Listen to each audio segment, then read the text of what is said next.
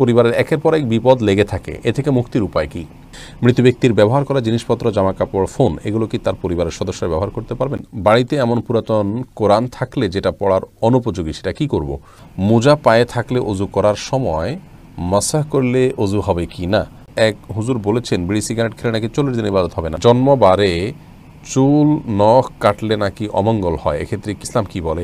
স্বামী পরনারে আসক্ত থাকলে স্ত্রীর করণীয় কি? স্ত্রীকে তালাক দিয়ে তওবা করে সংসার করলে গুনাহ হবে? সতর বের হলে অজু ভাঙবে কি না? আর বিলম্ব না করে শুরু করি আপনাদের প্রশ্ন উত্তর দেওয়ার পালায়। এমনি মনির হোসেন জানতে চেয়েছেন সতর বের হলে অজু ভাঙবে কি না? না, সতর বের হলে অজু ভাঙবে না, তার সাথে অজুর কোনো সম্পর্ক নেই। কিন্তু একজন ইমানদার হিসাবে আমাদের উচিত হলো আমাদের যথাসম্ভব সতর ঢেকে নিজেকে আপনার কি বলে এটাকে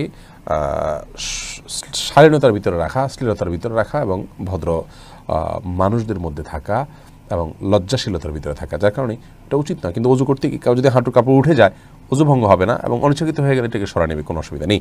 এমনি আমিনুল ইসলাম জানতে চেয়েছেন স্ত্রীকে তালাক দিয়ে তওবা করে সংসার করলে গুনাহ হবে? না, স্ত্রীকে তালাক দিলে তওবা করার সুযোগ নেই। তালাক যদি প্রত্যাহারযোগ্য হয় তাহলে তালাককে প্রত্যাহার করে পুনরায় সংসার করতে পারবেন। যেমন এক তালাক দিলেন তাহলে পুনরায় সংসার করতে পারেন, দ্বিতীয় তালাক দিলেন তাও পুনরায় সংসার করতে পারেন, 3টা তালাক হয়ে গেলে আর স্ত্রীকে নিয়ে সংসার করার কোনো সুযোগ নেই। একটা ভিডিও আছে আমাদের পেজে, দেখে নিতে পারেন এবং ইউটিউব চ্যানেলে আমাদের ইউটিউব চ্যানেলও ভিডিওটি এখন লাইভ যাচ্ছে, আপনারা দেখতে পাচ্ছেন। আসুন্নাহ ফাউন্ডেশন ইউটিউব চ্যানেলের নাম ইউটিউবে, সেখানে আপনার একটা ভিডিও আছে, আপনারা দেখে নিতে পারেন। সেখানে বলা আছে যে প্রত্যাহারযোগ্য তালাক কোনগুলো, কীভাবে তালাক দিলে স্ত্রীকে আবার পুনরায় ফেরত নেওয়া যায়, সেরকম তালাক দিলে এটি চলবে, অন্যথায় তওবা করলেও কাজ হবে না। অন্যই ইউএস আইডি থেকে আপনি জানতেছেন স্বামী পরনারে আসক্ত থাকলে স্ত্রীর করণীয় কি? স্বামী যদি পরনারে আসক্ত হন, আল্লাহ মাফ করুন, এই রোগটি এখন ভয়াবহ আকার ধারণ করেছে, তাহলে স্ত্রীর প্রথম করণীয় হলো স্বামীকে পরনারে আসক্তি থেকে বাঁচানোর জন্য তার ভিতরে তাকওয়া জাগ্রত করা, আল্লাহর ভয় জাগ্রত করা, কাউন্সেলিং করা, তাকে বোঝানো, চোখের পানি দিয়ে, আন্তরিকতা দিয়ে, ভালোবাসা দিয়ে তাকে বোঝানো উচিত। নিজে না পারলে অন্য যাদেরকে দিয়ে বোঝালে আল্লাহর ভয় তার ভিতরে জাগ্রত করা যাবে, তাকওয়া জাগ্রত করা যাবে, সেই চেষ্টা তার অব্যাহত রাখা উচিত, দাওয়াতি কাজ চালানো উচিত। সেই সাথে স্বামী নিজেকে সাজিয়ে গুছিয়ে যথাসম্ভব সুন্দরভাবে উপস্থাপন করবেন এবং স্বামীকে আকৃষ্ট করার চেষ্টা করবেন। স্বামী যাতে বিপদগামিতার দিকে না বাড়ায়, সেই জায়গা থেকে নিজের সকল করণীয় তিনি করবেন ইনশাআল্লাহ বিইذনিল্লাহ। সেই সাথে তৃতীয়ত আল্লাহর কাছে খুব বেশি বেশি দোয়া করবেন, ইস্তেগফার করবেন এবং তার হেদায়েতের জন্য দোয়া চাইবেন এবং তার গুনাহ মাফের জন্য দোয়া চাইবেন। এই কাজগুলো তার করা উচিত। যদি কোনো স্বামীকে ফোর্স করার সুযোগ থাকে তাহলে সেখানে ফোর্সও করবেন এবং সেই ফোর্স করতে গিয়ে যদি তার প্রতি অন্য কাউকে দিয়ে ফোর্স করাতে গিয়ে যদি তার উপরে প্রেশার দেওয়া হয় এবং সে প্রেশার দেওয়ার মাধ্যমে সে যদি অন্যায় থেকে ফিরে আসে, তাহলে সেটাও জায়েজ আছে, কোনো অসুবিধা নেই। কারণ অন্যায় কাজ থেকে, হারাম কাজ থেকে বাঁচানোর জন্য সেই কাজটি করা। আর এর কোনোটি যদি করা সম্ভব না হয়, তাহলে সেক্ষেত্রে স্ত্রী চাইলে স্বামীর এই অনাচারকে সয়ে তার সাথে সংসার করতে পারেন, এই জন্য তার কোনো গুনাহ হবে না। তিনি তার দায়িত্ব পালন করেছেন, তাকে সতর্ক করেছেন। এরপরও তিনি যদি অপকর্ম করেন তাহলে স্ত্রীর এখানে কোনো দায় থাকবে না, তিনি আল্লাহর কাছে সম্পূর্ণ দায়মুক্ত থাকবেন এবং তিনি এই ব্যক্তির সংসার করতে পারেন, কোনো গুনাহ হবে না, তার গুনাহ তাকে পাবে। ইসলাম শরীয়ত অনুযায়ী কারোর গুনাহ অন্য কারোর উপরে আল্লাহ তাআলা চাপিয়ে দেন না। ও আল্লাহ তাযিরু ওয়াজিরাতুন উযরা উখরা বলেছেন, আল্লাহ তাআলা বলেছেন যে কারোর বোঝা অন্যের উপরে চাপিয়ে দেওয়া হয় না বা অন্য কেউ বহন করবে না, বিধায় তার পাপের বোঝা সে বহন করবে।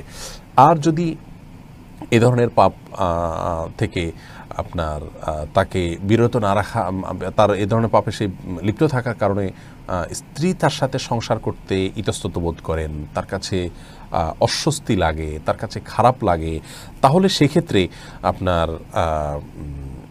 এরকম স্বামীর ঘর তিনি করলেন না, তার থেকে তালাক চাইলেন, সে অধিকারও তার আছে, তিনি চাইলে তার থেকে বিচ্ছেদ চেয়ে নিতে পারেন, আর চাইলে তিনি থাকতেও পারেন। ইরশাদ জাহান রাবু আপনি জানতে চেয়েছেন বাড়িতে এমন পুরাতন কোরআন থাকলে যেটা পড়ার অনুপযোগী, সেটা কি করব?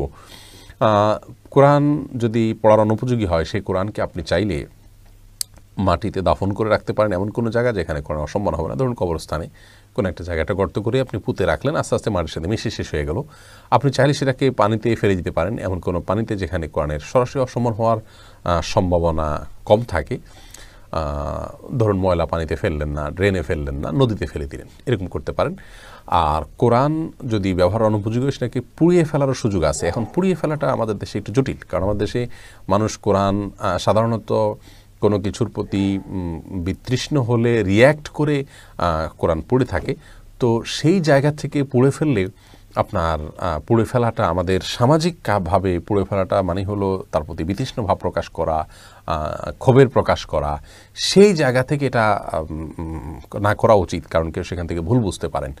কিন্তু যদি কেউ দেখবেন না, কেউ ভুল বোঝার আশঙ্কা না থাকে, তাহলে বিভিন্ন সালাফ থেকে এরকম এটাকে পুড়ে ছাইগুলোকে দাফন করে ফেলানোর বিষয়টি বর্ণিত আছে। কারণ এখানে ইন্নামাল আমালু বিন্নিয়াত, উদ্দেশ্য তো আসলে ক্ষোভ প্রকাশ নয়। উদ্দেশ্য হলো এটা যাতে অসম্মানজনকভাবে না থাকে, এই জন্য এটাকে একটা সুন্দর পরিসমাপ্তির দিকে নিয়ে যাওয়া। সেই জায়গা থেকে এটাও জায়েজ আছে। কিন্তু ওই যে আগেই বললাম যে আমাদের সামাজিক প্রেক্ষাপটকে মাথায় রেখে বা বর্তমান পৃথিবীতে মানুষ ক্ষোভের চোটে আগুনে পুড়ে ফেলে, সেই জায়গা থেকে আগুনে পুড়ে ফেলা উচিত নয়। কিন্তু এমনি কোরআন হাদিসে কোথাও এটা ডাইরেক্ট আগুনে পড়তে নিষেধ করা হয়নি। তারপরে এটাকে অ্যাভয়েড করে আমরা বিকল্প যেগুলো আছে মাটির নিচে, পানিতে, সেগুলোতে অবলম্বন করাই হলো বেশি উচিত এবং ভালো আমাদের জন্য অন্তত। ফাহাদ ফাতেমা, আপনি জানতে চেয়েছেন মৃত ব্যক্তির ব্যবহার করা জিনিসপত্র, জামা কাপড়, ফোন, এগুলো কি তার পরিবারের সদস্যরা ব্যবহার করতে পারবেন? হ্যাঁ, অবশ্যই করতে পারবেন, এবং এগুলো ওয়ারিসদের হক। ধরুন কেউ মারা গেলেন, তার এই জাতীয় ব্যবহারগুলোর আপনার তার ওয়ারিসদের মাঝে বন্টন হবে। প্রত্যেকটাতে তাদের অধিকার আছে। তারা মিউচুয়ালি যদি ডিসিশন নেন যে আমরা এটা অমুককে দিয়ে দিলাম বা অমুকে এটা নিলাম, অমুকে এটা নিলাম, এবং এক্ষেত্রে আমাদের যে অধিকারের কম বেশ আছে সেটা আমরা স্যাক্রিফাইস করলাম একে অন্যের জন্য, তাহলে সেক্ষেত্রে এটা জায়েজ আছে। ধরুন কোনো বাবার মৃত্যুর পর ছেলেমেয়েরা সবাই মিলে বাবার সম্পদগুলোকে, ব্যবহার্য আসবাবগুলোকে তারা ভাগযোগ করে নিলেন, অথবা কোনো একজনকে দিলেন, এটি জায়েজ আছে, কোনো অসুবিধা নেই। অনেকে মনে করেন মৃত ব্যক্তির আসবাবপত্র এগুলো সন্তানরা ব্যবহার করতে পারে না, এগুলো দান করে দিতে হয়। না, দান করে দিতে হয়, এমনটি বাধ্যতামূলক নয়। আফিয়া ইবনাত আনিসা, আপনি জানতে চেয়েছেন শপথ করার পর শপথ ভঙ্গ করলে কি কাফারা আদায় হবে? শপথ করার পর যদি কেউ শপথ ভঙ্গ করে ফেলেন, তাহলে সেক্ষেত্রে শপথের যে কাফারা আছে সেই কাফারা আদায় করতে হবে। আর সে আদায়কে হলো, সে কাফারা হলো, ক্ষতিপূরণ হলো আপনাকে 3টা রোজা রাখতে হবে, অথবা 10 জন মিসকিনকে খাদ্য দিতে হবে। কৃতদাস আজাদ করার অপশন আছে, সেটা আমাদের কাছে এই মুহূর্তে নাই, সেজন্য আমরা এই দুটি অপশনের কথা বললাম। আপনারা জানতে চেয়েছেন আমার এক আত্মীয়কে জাদু করে, এটা শোনার জন্য কোনো গণকের কাছে গেল, এতে কি পাপ হবে? জানলে ভালো হতো। আপনার আত্মীয়কে জাদু করা হয়েছে, এটা জানার জন্য গণকের কাছে যাওয়া যাবে না। গণকের কাছে গেলে 40 দিনের ইবাদত কবুল হয় না, এটি গুনাহের কাজ এবং হারাম কাজ।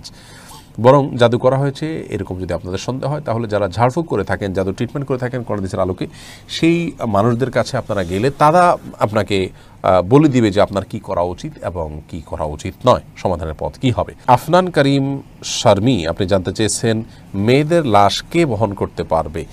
যে কেউ বহন করতে পারবে, অসুবিধা নেই। লাশ বহন করার জন্য মাহরাম হতে হবে এমন কোনো কথা নেই, তবে মাহরামা থাকলে তারা অবশ্যই ধরা উত্তম হবে, এতে কোনো সন্দেহ নেই। সোহাগ মণ্ডল জানতে চেয়েছেন পরিবারের একের পর এক বিপদ লেগে থাকে, এ থেকে মুক্তির উপায় কি? বিপদ থেকে মুক্তির জন্য প্রথম কথা হলো পরিবারের মধ্যে কোনো আল্লাহর নাফরমানি হচ্ছে কিনা, অবাধ্যতা চলছে কিনা, ইভেন কোনো ছবি, কোনো প্রিন্টেড কোনো ছবি, কোনো কার্টুন কাগজে পড়ে আছে কিনা, এগুলো সবগুলো একত্র করে ফেলে দেওয়া উচিত, বাসায় এগুলো রাখা উচিত, কোনো ছবি টাঙিয়ে রাখা উচিত নয়। রহমতের ফেরেশতা আসার পথে যে বাধা আছে, সে বাধাগুলো দূর করা উচিত। পিস টিভিতে আমাদের একটি ধারাবাহিক আলোচনা ছিল যেসব কারণে ঘরে রহমতের ফেরেশতা আসেন না, সেই কারণগুলো থেকে আপনার কি যেন বলে, নিজেদের বাসা বাড়িকে মুক্ত করা দরকার। তাহলে সেক্ষেত্রে ইনশাআল্লাহ বিদিল্লাহ অনেকখানি আমরা রক্ষা পেতে পারবো। সেই সাথে সবাই তাকওয়া অবলম্বন করা উচিত। আর বিপদ আপদ দূরের জন্য কমন যে আমলগুলো আছে, যেমন দুরূদ বেশি বেশি করে পাঠ করা, ইস্তেগফার বেশি বেশি করে পাঠ করা, দোয়া ইউনুস লা ইলাহা ইল্লা আনতা সুবহানাকা ইন্নী কুনতু মিনাজ জালিমিন বেশি বেশি পাঠ করা, এগুলো করা উচিত। দান সাদকা যতটুকু সাধ্য আছে ততটুকু করা উচিত। আল্লাহ তাআলা হেফাজত করুন। এরপরেও যদি বিপদ না যায়, তাহলে এই বিপদে সবর করার মাধ্যমে নিজের আখিরাতকে বিল্ড আপ করার চেষ্টা করা উচিত। আল্লাহ তাআলা আমাদেরকে তৌফিক দান করুন।